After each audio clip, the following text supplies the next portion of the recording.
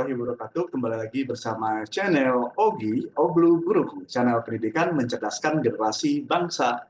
Sebelum kita masuk ke dalam pembahasan, jangan lupa dukung terus channel Ogi agar channel ini selalu berkembang dengan cara like dan komen, serta yang paling penting adalah subscribe dulu dong. Oke, jangan lupa subscribe, like, dan komen. Oke, langsung saja kita bahas materi pada kesempatan hari ini. Saya akan share screen. Oke, pada kesempatan hari ini kita akan membahas materi seputar tentang hidrosfer. Mungkin teman-teman tidak asing lagi dengan istilah yang namanya hidrosfer. Fokus di dalam pembahasan untuk pertemuan pertama ini, di dalam materi hidrosfer, kita akan membahas tentang konsep dasar dulu tentang hidrosfer itu sendiri. Kemudian kita juga akan membahas tentang bentuk-bentuk air di permukaan bumi. Kemudian kita juga kita membahas tentang perairan laut. Untuk hari ini kita hanya fokus ke dalam pengertian kemudian siklus di dalam hidrosfer itu sendiri. Nah, ini sebagai pengantar buat kalian, sebelum kita memasuki materi pembelajaran, bisa nggak kalian itu menceritakan apa sih hidrosfer? Nah, untuk jawabannya, pikirkan sendiri dan jawab sendiri ya guys. Oke, kita langsung aja. Apakah hidrosfer itu mempelajari tentang gambar yang ini? Berarti kalau di sini gambar ada pantai, berarti laut ya, kurang lebih ya. Atau hidrosfer itu membahas tentang air yang digambar ini adalah gambar sungai, atau yang dibahas itu adalah air yang ada di glacier ya, di danau glacier yang ada di kutub utara atau kutub selatan. Apakah batasan hidrosfer itu hanya itu aja? Tentu cakupan yang dibahas di dalam materi hidrosfer itu tidak hanya membahas tentang air di laut, air sungai, ataupun air danau, tetapi ruang lingkupnya jauh lebih luas, di mana hidrosfer itu adalah merupakan wilayah perairan. Perairan, namanya perairan itu berarti air yang ada di permukaan bumi gitu kan. Baik itu air yang ada di samudra atau di lautan, sungai, danau, air tanah, mata air, hujan, air yang berada ataupun air yang ada di atmosfer sekalipun itu juga akan dibahas. Jadi hidrosfer itu cakupan materi adalah membahas semua air yang ada di permukaan bumi, guys. Oke. Lanjut. Nah, ini sebagai pengetahuan umum buat kalian, keberadaan air di muka bumi itu sekitar 3/4 dari permukaan bumi itu ditutupi oleh air. Oke, atau sekitar 71% ya. Sekitar 71% itu adalah air gitu.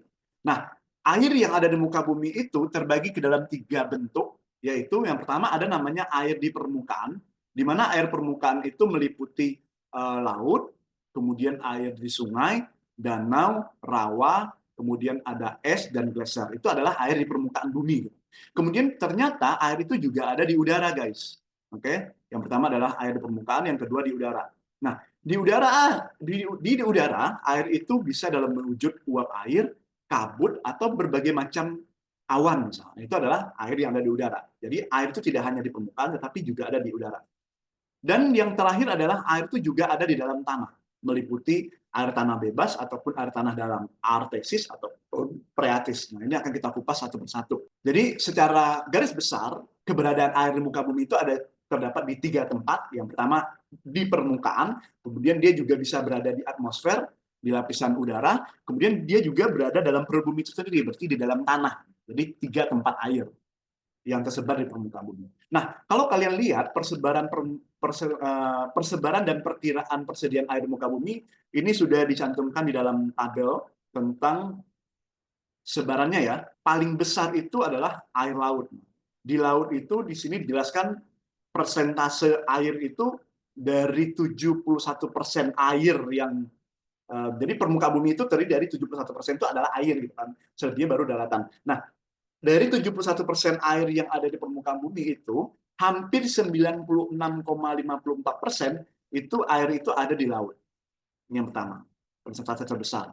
Kemudian persentase kedua itu ada di glacier. Di glacier itu persentasenya adalah sekitar ya guys, ini masih perkiraan karena nggak ada ilmuwan yang benar-benar bisa mengukur validitas tentang persentase tadi. Sekitar 1,74%. Kemudian air tanah itu sekitar 1,69%. Kemudian di lapisan es Yang keempat, di lapisan es itu sekitar 0,022%. Kemudian air danau, nah di danau kalian ketahui bahwa ternyata di danau itu persentase air itu hanya 0,013%. Nah, kemudian di air tanah itu ada sekitar 0,001%. Kemudian air angkasa, berarti maksudnya air angkasa itu adalah air yang ada di atmosfer ya guys. Yang ketujuh itu adalah sekitar 0,0009%. Kemudian ada air rawa itu sekitar 0,00008%. Sedangkan di dalam sungai sebanyak itu sungai di muka bumi ya, ternyata air yang ada di sungai itu hanya sekitar 0,0015%. Dan di kita sendiri, di makhluk hidup, baik manusia ataupun hewan, itu air itu, ya tubuh kita tuh hampir sekian besar itu adalah air juga ya guys. Jadi air yang ada di makhluk hidup itu adalah 0,00008%. Nah ini adalah persentase perkiraan. Ingat ya, perkiraan dan persebaran persediaan air di muka bumi. Ini dikutip dari Kompas juga, menghitung jumlah air di muka bumi pada dasarnya permukaan bumi ini didominasi oleh air, namun beberapa jumlah air yang ada di muka bumi berapa kira-kira gitu. Nah, jumlah air tadi seperti yang saya jelaskan ada 71% jumlah air yang ada di muka bumi. Nah, ini dikutip dari USGS ya, mencatat sekitar 71% permukaan bumi itu ditutupi oleh air. Jadi kalau dilihat dari citra satelit, gitu kan, jadi 71% permukaan bumi itu adalah air. Maka diasumsikan bahwa 71% adalah air yang menutupi permukaan bumi. Kemudian air itu tidak pernah diam ya guys. Dia selalu mengalami pergerakan yang disebut sebagai siklus. Nah, siklus itu akan kita bahas setelah ini. Kemudian diperkirakan kalau dihitung semuanya dari 71% tadi itu volume air di muka bumi itu adalah sekitar 332.500 mil kubik air. Nah, dari 332.500 mil kubik air tadi itu 96,5% itu air itu adalah merupakan air asin, oke, air laut, oke, air laut. Jadi air laut itu 96,5%. Sedangkan air tawar itu hanya 2,5%. Dan kemudian air asin lain itu adalah 0,9%. Nah, dari 2,5% air tawar di permukaan bumi itu dijelaskan bahwa 68,7%-nya itu merupakan air yang ada di glacier dan es. Oke. Air yang ada di glacier dan es itu adalah 68,7%. Kemudian 30,1% itu adalah air tanah. Dan air permukaan, air yang ada di permukaan tanah dan air lainnya itu adalah sekitar 1,2%. Nah, dari 1,2% air permukaan tanah tadi itu, kalau kita tinjau lebih dalam, ternyata distribusinya sekitar 69% itu ada air tanah dan permafrost, air beku di tanah. Kemudian atau es tanah ya, es tanah. Kemudian 20,9%-nya itu adalah danau, di danau. Kemudian 3,8% itu ada di kelembaban tanah. Kemudian sekitar 2,6% itu ada di rawa dan lahan basah. Oke. Rawa dan lahan basah. Lahan basah. Kemudian sekitar 0,49% itu adalah di sungai, sedangkan 0,26% itu adalah makhluk hidup. Oke. Dan sekitar 3%-nya itu merupakan air yang ada di dalam atmosfer. Oke. 3% ini adalah air yang ada di udara. Oke. Nah, ini adalah persentase sebaran air yang ada di permukaan bumi. Ini hanya perkiraan. Lanjut, ini tadi yang saya jelaskan bahwa air asin itu adalah 96,54% atau sekitar segini, sedangkan air tawar yang ada di glacier ataupun di daratan itu adalah sekitar 2,5%. Saya lanjutkan.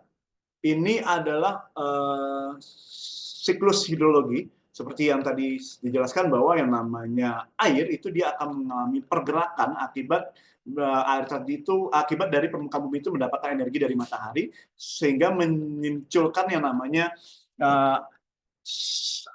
proses evaporasi dari energi yang didapatkan oleh matahari tadi itu, sehingga evaporasi tadi itu akan menimbulkan perbedaan kelembaban dan tekanan dan sebagainya, kemudian menimbulkan angin, kemudian kelembaban udara atau uap air yang ada di udara tadi itu akan didistribusikan oleh angin dalam bentuk awan, kemudian awan itu akan mencapai jenuh pada ketinggian tertentu dan menjatuhkan hujan, kemudian sampai permukaan tanah, dan dia kemudian akan ada yang mengalir di permukaan tanah, ada juga yang menyerap ke dalam tanah, kemudian kembali lagi ke laut. Nah, itu yang disebut sebagai siklus, jadi muter dia.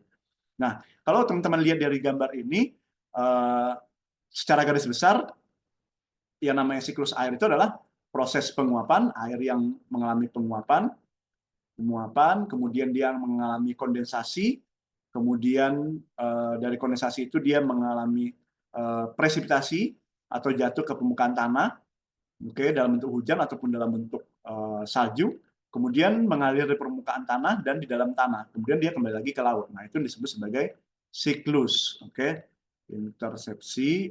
Nah, ada juga runoff ataupun infiltrasi dan kembali lagi ke tanah. Nah, lebih detailnya kita akan gambarkan di sini. Kita gambarkan di sini lebih detailnya. Misalkan di sini ada gunung. Jadi proses yang pertama itu ada namanya disebut sebagai penguapan dari badan air dan juga penguapan dari tumbuhan atau makhluk hidup. Nah, kalau teman-teman lihat di sini, ini adalah laut. Di sini, kalau penguapan itu akibat dari penyinaran matahari yang intens, akibat intensitas sinar matahari yang menyinari permukaan bumi, ini yang menimbulkan terjadinya penguapan.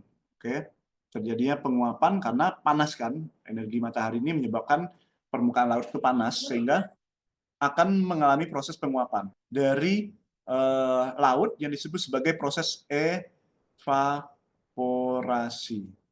Jadi evaporasi itu adalah penguapan dari badan air. Jadi penguapan itu tidak hanya dari laut, tetapi misalkan di sini ada danau, di sini juga bisa terjadi yang namanya penguapan. Nah, misalkan di sini danau, ataupun misalkan di sini ada sungai, misalkan. Nah, penguapan dari sungai ini juga disebut sebagai evaporasi. Kemudian, ternyata penguapan itu tidak hanya berasal dari badan air, atau dari evaporasi. Badan air itu apa aja? Badan air itu bisa dalam bentuk laut, danau, ataupun sungai, ataupun rawa. Jadi semua badan air yang ada di permukaan bumi kalau dia terjadi penguapan itu namanya evaporasi. Nah, tetapi selain itu ada juga penguapan dari tumbuhan, atau dari permukaan tanah, itu disebut sebagai transpirasi. Jadi transpirasi yang kedua, transpirasi itu adalah penguapan dari tumbuhan. Nah, kemudian uap air ini dia akan dari molekul uap air dia akan berubah menjadi bintik-bintik air, kemudian berubah menjadi awan. Ini disebut sebagai proses kondensasi. Ini yang ketiga.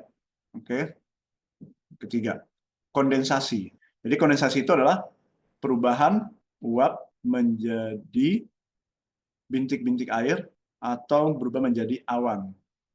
Proses perawanan. Proses perubahan uap air menjadi awan itu juga disebut sebagai kondensasi. Nah, setelah awan ini terbentuk, awan ini akan dibawa oleh angin dari satu tempat ke tempat yang lain yang disebut sebagai adveksi. Atau sublimasi. Yang keempat, adveksi itu adalah perpindahan awan dari suatu tempat ke tempat yang lain. Nah, ini disebut sebagai adveksi. Kemudian pada ketinggian tertentu, awan ini, dia akan mencapai titik jenuh, kemudian dia bisa berubah dalam bentuk cair ataupun dalam bentuk padat. Proses jatuhnya molekul air pada awan ke permukaan bumi, baik dalam bentuk cair ataupun bentuk padat, disebut sebagai presipitasi. Yang kelima, presipitasi. Proses jatuh air ke permukaan bumi. Kalau dalam wujud cair, itu namanya hujan. Kalau dalam wujud padat, itu namanya salju. Jadi ada dua wujud presipitasi itu sendiri. Atau juga bisa dalam bentuk hujan es, itu bisa juga. Yang keenam, kemudian pada saat air itu jatuh ke permukaan bumi, ada air yang jatuh ke permukaan tanah, ada juga air itu yang diserap oleh tumbuhan. Nah, pada saat air hujan itu kemudian diserap oleh tumbuhan, maka itu disebut sebagai intersepsi.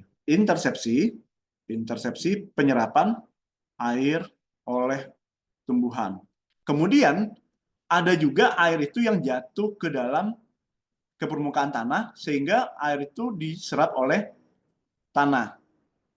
Oke. Nah, penyerapan air oleh tanah itu disebut sebagai infiltrasi. Berarti yang 7 adalah infiltrasi. Penyerapan air oleh tanah. Nah, karena diserap oleh tanah, maka ada air yang mengalir di bawah permukaan tanah. Air yang mengalir di bawah tanah itu disebut sebagai perkolasi. Kolasi adalah aliran air bawah tanah. Sedangkan kalau dia di permukaan tanah itu disebut sebagai runoff. Jadi aliran air di permukaan tanah seperti sungai ini disebut sebagai runoff, aliran air permukaan tanah. Kemudian air yang mengalir di permukaan tanah atau di dalam tanah, dia akan kembali ke laut. Kembali ke laut. Ini yang disebut sebagai siklus hidrologi. Ya, ini yang harus teman-teman pahami bahwa siklus air itu terjadi akibat dari adanya energi yang didapatkan oleh bumi dari matahari. Kalau nggak ada matahari itu nggak mungkin terjadi namanya siklus hidrologi. Ya, selanjutnya siklus itu terbagi 3, ada namanya siklus pendek, sedang, dan panjang. Nah, bedanya gini, cara gampang. Kalau teman-teman lihat dari animasi ini, kalau siklus pendek itu dia penguapannya di laut, kemudian terjadi kondensasi, kemudian setelah kondensasi, dia juga akan mengalami presipitasi di laut.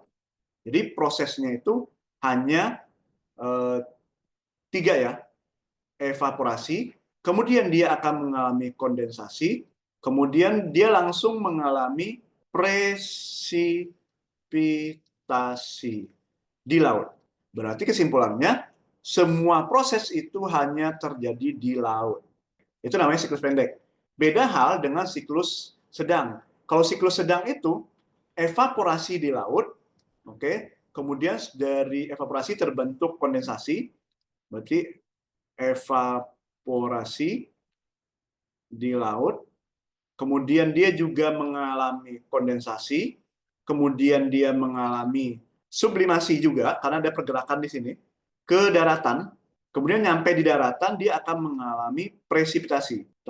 Tetapi ingat, hujan itu, presipitasi itu jatuh tidak jauh dari lautan. Nah, ini yang harus teman-teman pahamin. Jadi, penguapan di laut, tetapi hujannya di daratan yang tidak jauh dari lautan. Presipitasi. Tapi biasanya presipitasi itu dalam bentuk hujan. Oke. Kemudian dia juga mengalami infiltrasi atau dia juga mengalami intersepsi. Kemudian dia juga mengalami runoff, serta dia juga mengalami perkolasi. Artinya, hampir semua proses dari siklus itu terjadi di dalam siklus sedang.